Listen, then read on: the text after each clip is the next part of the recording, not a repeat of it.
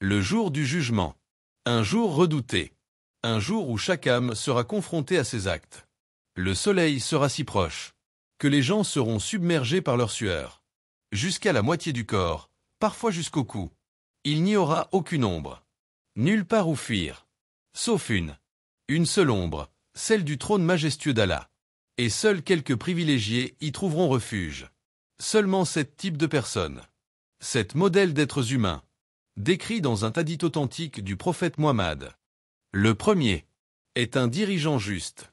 Un homme investi de pouvoir. Mais qui choisit l'équité plutôt que l'abus. Il gouverne avec sagesse. Craignant Allah dans chaque décision. Même quand personne ne le voit. C'est celui qui sait que chaque responsabilité est un dépôt. Et qu'au jour du jugement, ce dépôt sera une lourde charge. Sauf pour ceux qui ont été justes. Puis vient un jeune qui a grandi dans l'adoration d'Allah. À un âge où la passion brûle. Où le monde attire et les tentations sont nombreuses. Il a préféré la prière au plaisir. Le Coran aux distractions. La sincérité à l'apparence. Ce jeune est un trésor rare. Il a planté tôt les graines de la foi.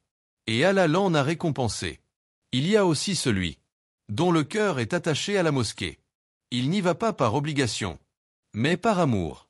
Dès qu'il la quitte, il pense déjà à y retourner. C'est son refuge.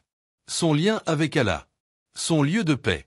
2 personnes qui se sont aimées en Allah, se sont réunies pour lui, et se sont séparées pour lui. Leur amitié ne dépend ni du sang, ni de l'intérêt, mais de la foi et de la sincérité. Dans un monde rempli de superficialité, ces 2 cœurs liés par Allah sont un trésor précieux. Il y a aussi un homme, à qui une femme belle et influente a fait des avances. Mais il a répondu « Je crains Allah ». Il aurait pu céder, mais il a préféré la crainte à la passion. Le paradis à l'instant. Puis vient celui qui donne en secret. Il donne si discrètement que même sa main gauche ne sait pas ce que donne sa main droite. Il ne cherche ni louange, ni reconnaissance. Son intention est pure. Et Allah connaît ce qu'il cache. Et enfin, celui qui, seul, dans la nuit, évoque le nom d'Allah. Pas à voix haute. Pas pour se montrer. Mais dans le silence. Il pleure. Ses larmes sont le témoignage d'un cœur vivant.